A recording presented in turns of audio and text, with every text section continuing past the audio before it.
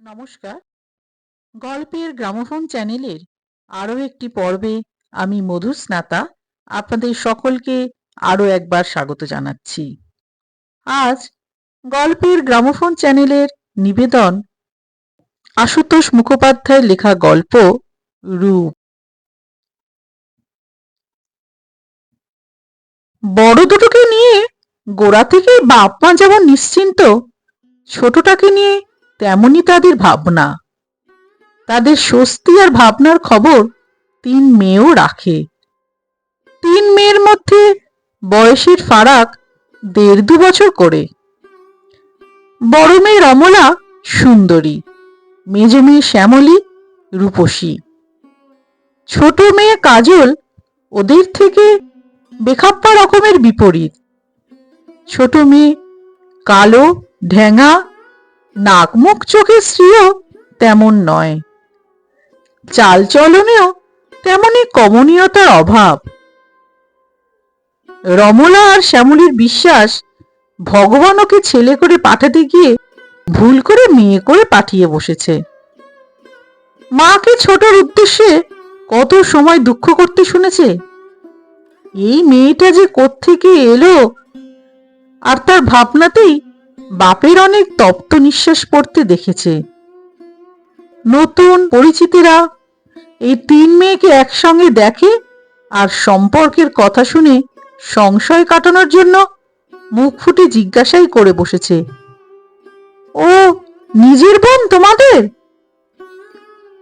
এরকম প্রশ্ন শুনলে বড় দুই বোন লজ্জা পায়, আর যার সম্পর্কে কথা সে আড়ালে গিয়ে কুৎসিত ভেঙচি কাটে। ফলে ছেলেবেলা থেকেই ছোট মেয়ে কাজল বড় দুই বোনের ওপর হাড়ে চটা। পিঠোপিঠি তিন বোন, ঝগড়াঝাটি ছেড়ে মারামারিও একটু আধটু লেগে যেত, কিন্তু বড় দুই বোন একত্র হয়েও ছোটর সঙ্গে পেরে উঠত না। ফলে কালি পেতনি বলে গাল দিয়ে ভ্যা করে কেঁদে ফেলতো দুজনেই। মা এসে ওই ছোটটাকেই সব থেকে বেশি শাসন করতেন, চুলের ঝুঁটি টেনে ছিঁড়ে ফেলতে চাইতেন। আর একটু বড় হবার পর মা গায়ে অত হাত তুলতেন না, মুখে গালাগাল দিতেন, তোর বাইরেটা যেমন ভেতরটাও তেমনি, কোনো দিকে যদি তাকানো যেত।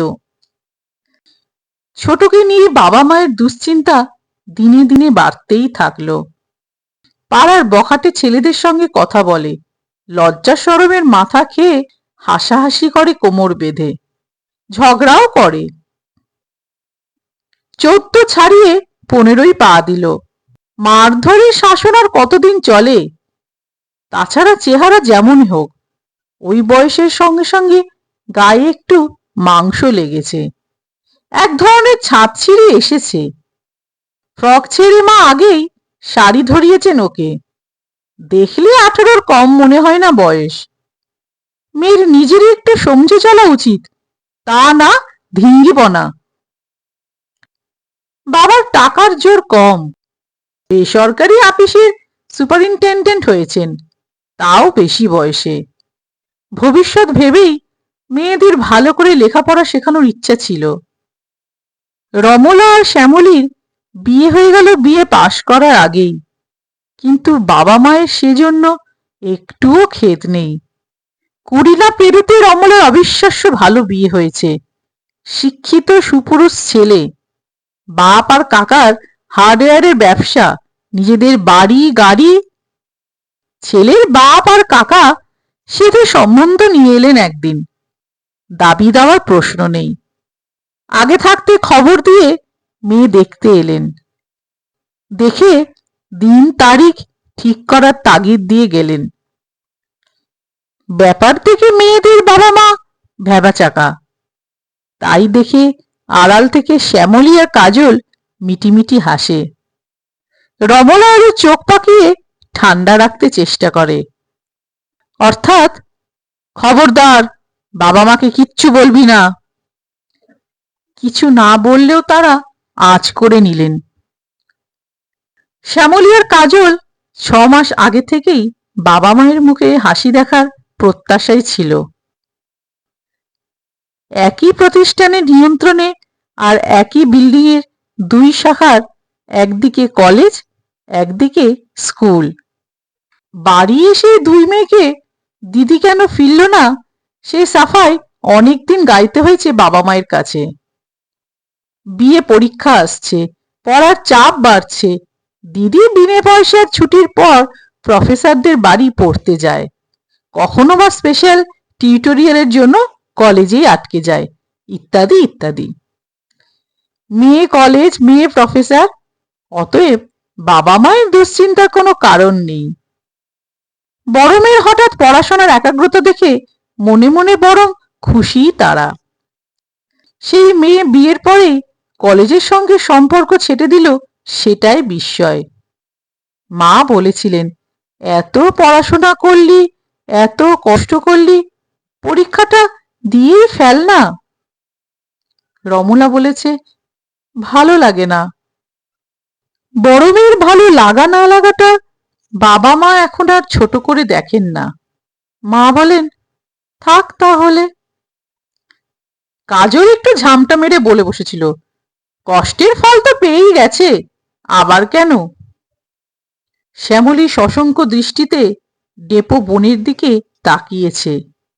সেই ইদানিং দিদিকে বেশ একটু তোয়াজ তোষামত করে। রমলা ছোটর কাছেও তাই আশা করে। আড়ালে টেনে এনে কাজলকে শাসিয়েছে, তোর বড় বার বেড়েছে না? কাজলের তেমনি জবাব, যা যা, ওই ছোড়দি তোকে পটে বসিয়ে হাত জোর করে থাকবে খন, আমাকে চোখ দেখাতে আসিস না। 4 মাস না যেতেই কাজল মায়ের কাছে আর একটা উক্তি করে ফেলেছিল।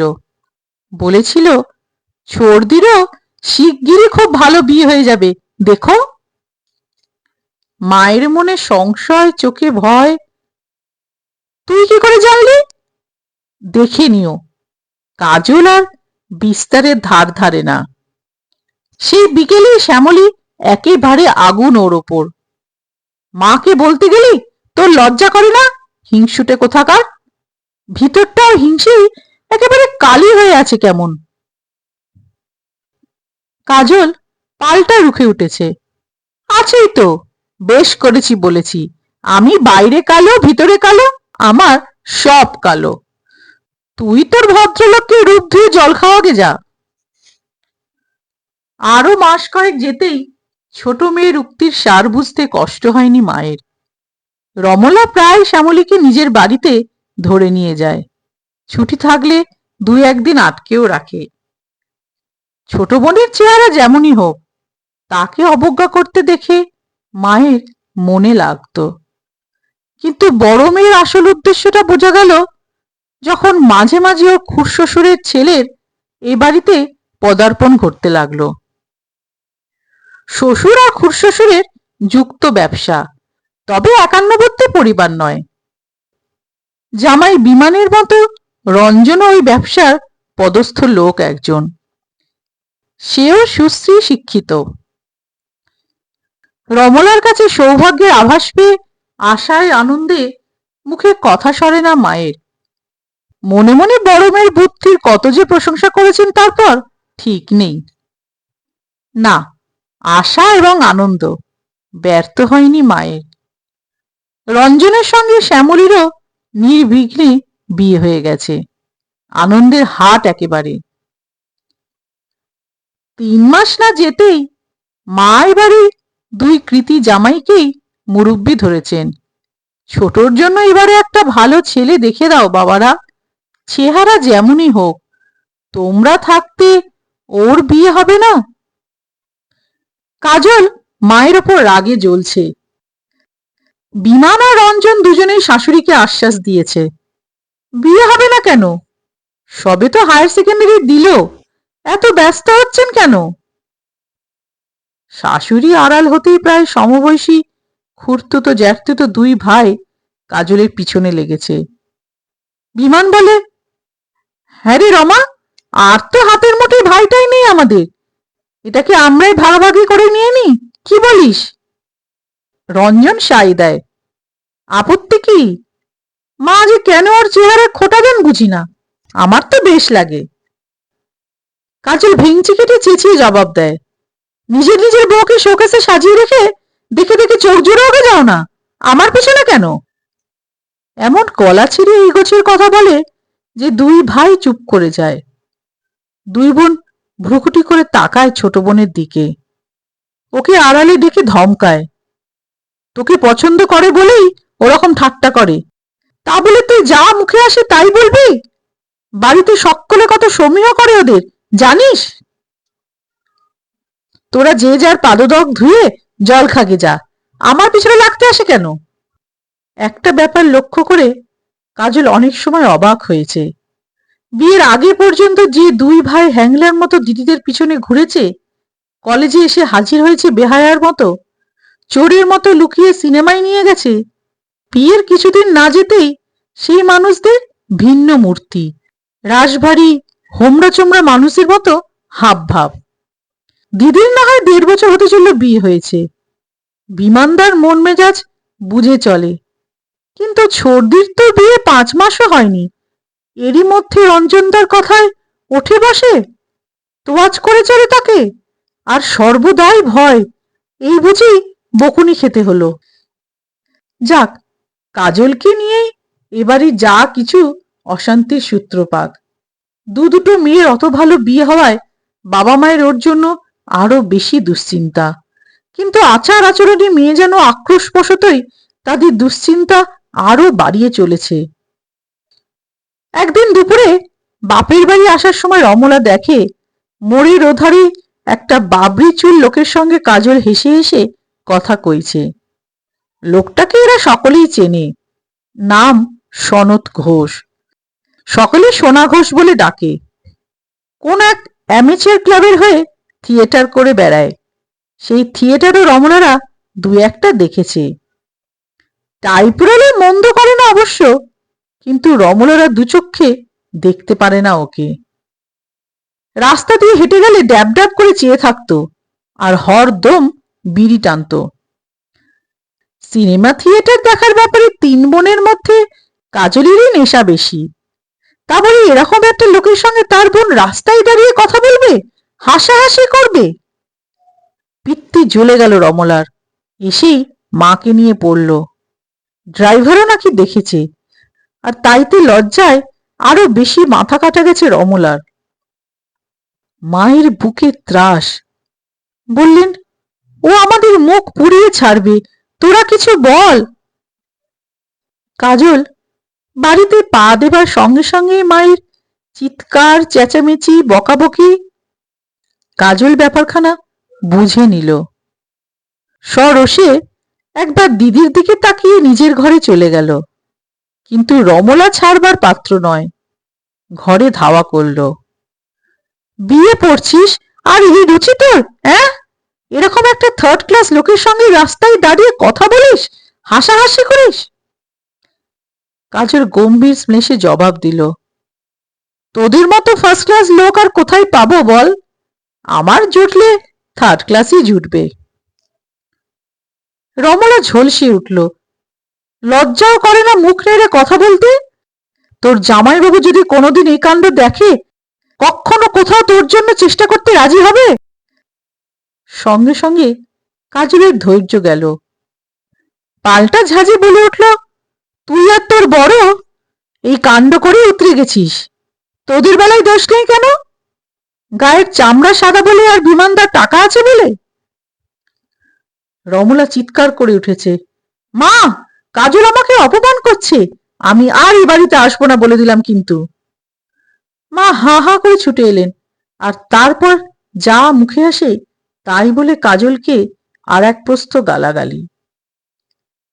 মাসখানেকের মধ্যে এর থেকে দ্বিগুণ হুলুস্থুলুস বাড়িতে। ছুটির দিনে 1st ক্লাসের টিকিট কেটে বিমান আর রঞ্জন সস্ত্রীক সিনেমা দেখতে গেছিল। হাফ টাইমের আলো জ্বলতে রঞ্জনের চোখে পড়ল সামনে সস্তার টিকিটের সারিতে একটা লোকের পাশে বসে আছে কাজল, দুজনে হাসছে, গল্প করছে। গায়ে খোঁচা মেরে শ্যামলীকে দেখালো রঞ্জন।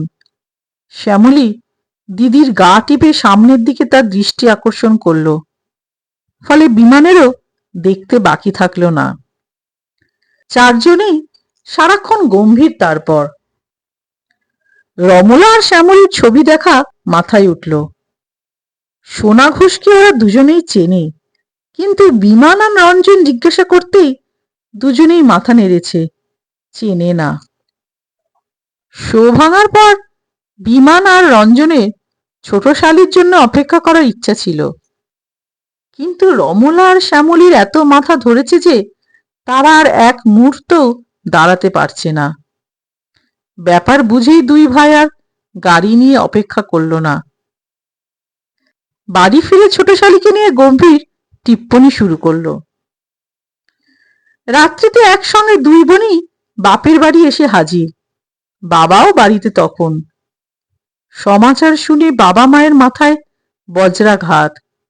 তার উপর রমলা শ্যামলী স্পষ্ট জানিয়ে দিল, এরকম বিচ্ছিরি ব্যাপার হতে থাকলে তাদের আর বাপের বাড়ি আসতেই দেবে না। ক্রোধে ক্ষিপ্ত হয়ে পায়ের থেকে চটি খুলে ছোট মেয়েকে বাঁধতে গেছিল বাবা। মেয়েরাই অবশ্য আটকেছে, আর মা আশবটি দিয়ে কুটতে চেয়েছেন তাকে। ঘেন্না এই আস্তাকুর মার্খা মুখে থুতু ছিটোতে চেয়েছেন। বিমান আর রঞ্জন বাড়ি এলে কাজল এরপর নিজের ঘরের দরজা বন্ধ করেছে। তারা ডাকা সত্ত্বেও আসেনি। দিদিরা তার ফলেও ভয়ানক অপমান বোধ করেছে। বাপের বাড়ি এই অশান্তির সংসারে দুর্দিন ঘনালো হঠাৎ। বলা নেই কওয়া নেই, হার্ট অ্যাটাকে মা হঠাৎ চোখ বুঝলেন। বোনেরা তারস্বরে আক্ষেপ করল, কাজলে মাকে মেরে ফেলল। 5 মাস না যেতেই বাবাও গাড়ি চাপা পড়ে মায়ের পথ ধরলেন। বড় দুই বোন এবারেও আছাড়ি বিচারি করে কাঁদল। সেই একই আক্ষেপ। ছোট বোনের চিন্তাতেই বাবা অহরহ অন্যমনস্ক থাকতেন। অতএব এই মৃত্যুর জন্যও সেই দায়ী। শোকের ব্যাপার চুকে বুকে যেতে ওই দিদিদের আশ্রয়ে আসতে হলো কাজলকে। কর্তব্যবোধে দিদিরাই টেনে নিয়ে এলো অবশ্য। কিছুদিন বর্দি রাখলো তাকে, কিছুদিন ছোটদি। ওর অবস্থানের ফলে দুই দিদি স্বামীদের কাছে সংকুচিত। সর্বদাই চালচলন সম্পর্কে উপদেশ দেয় বোনকে, আর মেজাজ বুঝে বোনের বিয়ের চেষ্টার অনুরোধ জানায়। তারা কখনো চুপ করে থাকে, কখনো বিরক্ত হয়। বলে, সবুর করো, চেষ্টা চলছে। বললেই তো আর বিয়ে হয় না, বোনের রূপ তো জানো। পাশের ঘর থেকে বিমানদার এই কথা নিজের কানে শুনেছে কাজল। তার ধারণা রঞ্জনদাও ছোটদিকে এই কথাই বলে। দিদির ততদিনে একটি ছেলে হয়েছে, আর ছোটদিরও হব হব করছে। স্বামীদের তারা আরো অনুগত হয়ে পড়েছে। নির্বাক কাজল বাড়িতে দুজনেরই গুরুগম্ভীর ব্যক্তিত্ব অনুভব করে। কাজলের সঙ্গে তারা যে একেবারে কথা বলে না তা নয়, দু ভাই একসঙ্গে হলে ঠাট্টাও করে। আমাদের দুজনের মধ্যে সে ভাগাভাগি হলো দেখছি। বিমানদা জিজ্ঞাসা করে, পড়াশোনার ইচ্ছা থাকে তো বলো, আবার ব্যবস্থা করে দিই। দিদি উষ্ণ ঝাঁজ দেখায়, আর পড়াশোনায় কাজ নেই, বিয়ের চেষ্টা দেখো। রঞ্জন সকলের সামনেই জভঙ্গি করে খুঁটিয়ে দেখে কাজলকে। তোমরা যাই বলো, কাজল দেবীর মধ্যে একটা বলিষ্ঠ ভাব আছে, যা তোমাদের ছেলেগুলোর চোখে পড়ে না কেন বুঝি না। শ্যামলী হেসে বলে, তোমাকে আর চাটুকারিতা করতে হবে না। দুই ভাইয়ের খুব ভাব। তারা একত্র হলেই শুধু এই গোছের একটু আধটু হাসি ঠাট্টা হয়। এরই মধ্যে একটা কাণ্ড ঘটে গেল একদিন। কাজল তখন রমলার কাছে। বাড়িতে ঝি এসে জানালো, একটা লোক মাসিমণির খোঁজ করছে। মাসিমণি অর্থাৎ কাজল। বিমান কাজে বেরোয়নি তখন, সেও শুনল খবরটা। রমলা আর বিমান দুজনেই দরজার বাইরে এসে দেখল কে লোক। দেখা মাত্র রমলা চাপা ঝাঁজে বলে উঠল, তাড়িয়ে দাও, ঘাড় ধাক্কা দিয়ে বার করে দাও। অদূরে দাঁড়িয়ে আছে সেই বাবরি চুল সোনা ঘোষ। কিন্তু তাড়ানো বা ঘাড় ধাক্কা দেওয়ার ফুরসত মিলল না। ওদিকের ঘর থেকে তাকে দেখেই কাজল পায়ে পায়ে এগিয়ে এসেছে, সামনে এসে দাঁড়ালো। 5-7 মিনিট দাঁড়িয়ে দাঁড়িয়ে দুজনের কি কথা হলো এদিকের কেউ জানল না। রমলা আর বিমান লোকটাকে বিমর্ষ মুখে চলে যেতে দেখল। বিমান জিজ্ঞাসা করল, কে? রমলা শুকনো গলায় জবাব দিল, সোনা ঘোষ, বাজে লোক একটা। কি করে? থিয়েটার। লোকটার চোখের আড়াল হতেই রাগে গজরাতে গজরাতে বোনের কাছে এলো রমলা। ও এখানে এসেছে কেন? ও এখানে এসেছে কোন সাহসে, কোন আক্কেলে? কাজল মুখ তুলে তার দিকে তাকালো শুধু। দিদির পিছনে বিমানদা দাঁড়িয়ে।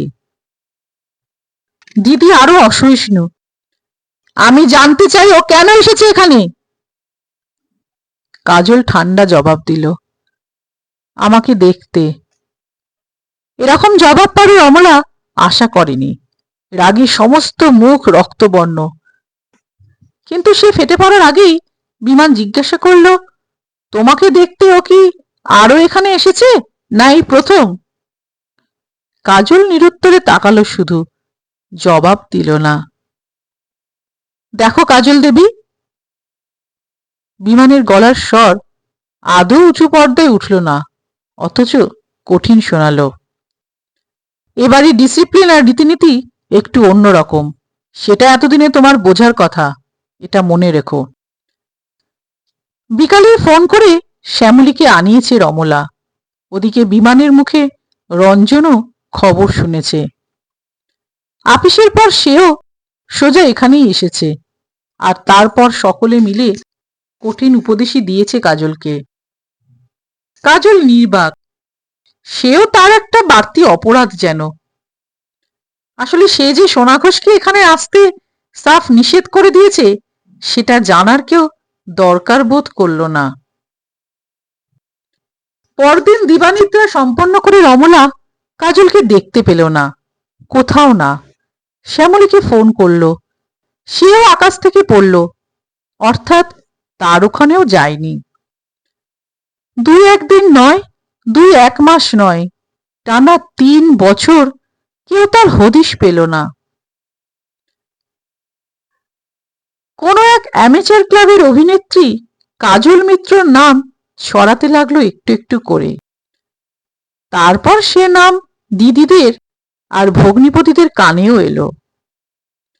তারা সাগ্রহে 2-1টা থিয়েটার দেখে এলো। অভিনয় সকলেরই ভালো লেগেছে, কিন্তু সকলেই গম্ভীর। বোনের খবর সংগ্রহে সচেষ্ট হলো। অ্যামেচার ক্লাবের অভিনেত্রী হলেও ভালো রোজগার করে কাজল মিত্র। কলকাতা এবং কলকাতার বাইরে থেকেও ডাক পড়ে তার। আরো 1 বছরের মধ্যে ওই নামের চটক 4 গুণ বেড়ে গেল। সিনেমা থিয়েটারের পত্রপত্রিকায় তার ছবি আর খবর বেরুতে লাগলো, বড় কাগজের কলা বিভাগগুলোতেও। শহরের সবথেকে বড় পেশাদার নাটমঞ্চ মোটা পারিশ্রমিকের বিনিময়ে 2 বছরের জন্য চুক্তিবদ্ধ করেছে তাকে। সেই 2 বছর তার 3টে নাটকের সফল অভিনয় দেখল দিদি ভগ্নিপতিরা। মুগ্ধ হবার মতোই অভিনয় বটে। পেন্টিং এর ফলে স্টেজে রূপসী দেখায় তাকে। মাঝের ঐতিহাসিক এক নাটকে তো রাজেন্দ্রাণীর ভূমিকায় তারই জয় জয়কার। সেই অভিনয় দেখেও দিদিরা হতবাক। হাব ভাব, চাউনি, চলন বলন সবই মিষ্টি, অথচ দৃপ্ত রাজেন্দ্রাণীর মতোই। 3 বছরের শেষেই পত্রপত্রিকার বিমর্ষ খবর, প্রতিভা সম্পন্ন অভিনেত্রী কাজল মিত্রকে পেশাদার নাট্যমঞ্চ আর চুক্তিবদ্ধ রাখতে সক্ষম হলেন না। অচিরে নিজেই তিনি একটি নিজস্ব প্রতিষ্ঠান চালু করবেন। ইতিমধ্যে চিত্রজগতের 2 জন খ্যাতিমান পরিচালক তার সঙ্গে যোগাযোগ করেছেন। দুটি বড় ছবিতে তাকে নায়িকার ভূমিকায় দেখা যাবে। তবে আশার কথা, কাগজের প্রতিনিধিদের তিনি বলেছেন রঙ্গমঞ্চই তার প্রাণ, এটি তিনি ছাড়বেন না। ছায়াচিত্রের কাজটাই বরং সাময়িক। ছোট বড় সব কাগজে চিত্র এবং নাটমঞ্চের পাতায় কাজল মিত্রের ছবির ছড়াছড়ি। কাজল মিত্র গাড়ি ড্রাইভ করছেন, নীল চশমা পরে, কাগজে এমন ছবিও বেরিয়েছে। আর কাজল মিত্রর নিজস্ব প্রতিষ্ঠান চালু হবার সংবাদও। আর নিষ্ক্রিয় থাকা সম্ভব হলো না দুই বোনের। পরামর্শ করে এক দুপুরে বাড়ির গাড়ি না নিয়েই ট্যাক্সিতে চেপে দুজনে বেরিয়ে পড়ল। সিনেমার কাগজে বাড়ির ঠিকানার হদিশ মিলেছে, কিন্তু গাইড হাতড়ে ফোন নম্বর পায়নি। অতএব কপাল ঠুকে রওনা হয়েছে। শহর থেকে অনেক দূরে ছোট একটা ছিমছাম একতলা বাড়ি, সামনে ছোট একটু বাগান। কড়া নাড়তে কাজলই দরজা খুলে দিল। তারপর দুই চক্ষু বিস্ফারিত, মুখে কথা সরে না খানিক। কি ভাগ্যি, কি ভাগ্যি তোরা! আমি জেগে আছি না ঘুমোচ্ছি? আয় আয় আয়! খুশিতে আটখানা একেবারে। আদর করে তাদের টেনে এনে বসালো, তারপর লাফালাফি ঝাপাঝাপি শুরু করে দিল একেবারে। গোড়ায় খানিক দুই বোনেরই বিব্রত মুখ। তারপর রমলা বলল, আর বেশি খাতির দেখাস না, বাড়ি থেকে বেরিয়ে 3টে বছর সোজা ভাবিয়েছিস? কাজল হাসলো একচোট, তারপর বলল, 3 বছর পরে তো আরো 3টে বছর কেটে গেল, তার মধ্যে তো একটাবার খবর নিতে এলি না। শ্যামলী বলল, আমাদের আশা কি সহজ নাকি? কোন রাজ্যের পারে এসে আছিস? তাছাড়া সেদিন মাত্র তো তোর ঠিকানা জানলাম। কাজল হাসছে তাদের দিকে চেয়ে, ঝকঝকে দাঁতের একটু একটু দেখা যাচ্ছে। এমনই নিঃশব্দ অথচ জীবন্ত হাসি রাজেন্দ্রাণীর ভূমিকায় নাটকেও দেখেছিল। দুই বোনের মনে পড়ল, আর মনে হলো মেয়েটার সেই চেহারা, সেই রং, সেই নাক মুখ, চোখই আছে, কিন্তু তার মধ্যে কেমন একটু শ্রী এসেছে বেশ, যা চোখে পড়ে।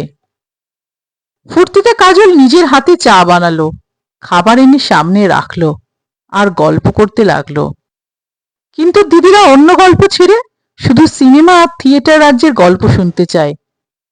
কাজলের ওই গল্পে আবার উৎসাহ কম, জিজ্ঞাসা করলে জবাব দেয়। অনেকক্ষণ বাদে ওর সিথির দিকে চোখ গেল রমলার। বলল, বিয়ে থা করলি না এখনো? আর কবে করবি? বয়স তো 27 গড়ালো। কাজল হাসি মুখে সোজা উত্তর দিল, বিয়ে করেছি বলতে পারিস, আবার করিওনি বলতে পারিস। তবে পাকা অনুষ্ঠান এবারে একটা শিগগিরই সেরে ফেলবো ভাবছি। নেমন্তন্ন করলে আসবি? আগেরটুকু শুনে রমলা আর শ্যামলীর মুখ লাল, কিন্তু জবাব দেবার আগেই বাইরে থেকে আর একজনে পদার্পণ ঘটল। সেই বাবরি চুল সোনা ঘোষ, পরনে সেই রকমই পাজামা আর টুইলের শার্ট, তবে একটু মোটার দিকে ঘেঁষেছে। ওকে দেখে বোনেরা সচকিত। সোনা ঘোষ থমকালো একটু, তারপর একগাল হেসে বলল, দিদিরা যে, খবর ভালো? রমলা আর শ্যামলী চুপ। সোনা ঘোষ কাজলের দিকে ফিরল। জলপাইগুড়ি সে পার্টি ঠাই আপিসে বসে আছে, কন্ট্রাক্ট সই না করে নড়বেই না। কাজল ভুরু কুচকে ভাবল একটু, কবে নিতে চায়? এই মাসে হলেই সুবিধে হতো বলছে। ওহো, এ মাসে হবে না, শুটিং আছে, সামনের মাসে গোড়ার দিকে হতে পারে। সব খরচ খরচা বাদ দিয়ে 4000 টাকা দিতে রাজি থাকে তো কন্ট্রাক্ট সই করব, দাও। দিদিদের দিকে আর একবার কৌতুক মাখা চোখ বুলিয়ে সোনা ঘোষ চলে গেল।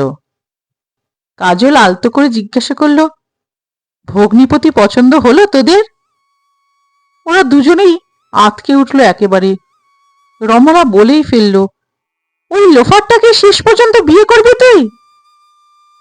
কাজল হাসছে, বলল, লোফারই বটে, গোড়ায় গোড়ায় অভিনয় রপ্ত করতে না পারলে চড়চাপড় পর্যন্ত বসিয়ে দিত, বুঝলি?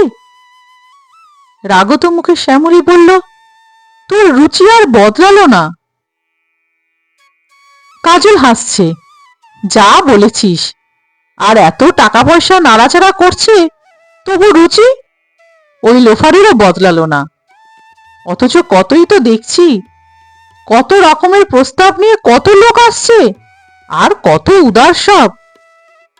ভালো কথা, নিজস্ব প্রতিষ্ঠান করব।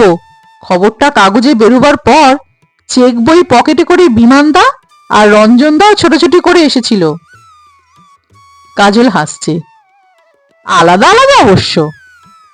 টাকার দরকার নেই বোঝার পরেও আশার কামাই নেই। হাজার হোক, শালি তো, টান যাবে কোথায়?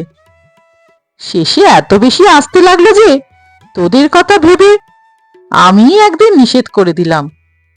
তোরা ফিরে গিয়ে বেচারাদের ওপর আবার রাগারাগি করিস না।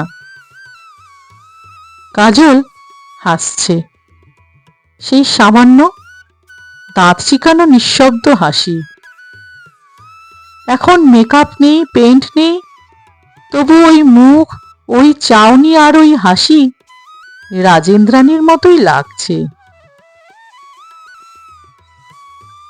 রক্তশূন্য পাংশু বিবর্ণ মুখে রমলা ও শ্যামলী যাবার জন্য উঠে দাঁড়িয়েও সেইটুকু দেখে নিচ্ছে।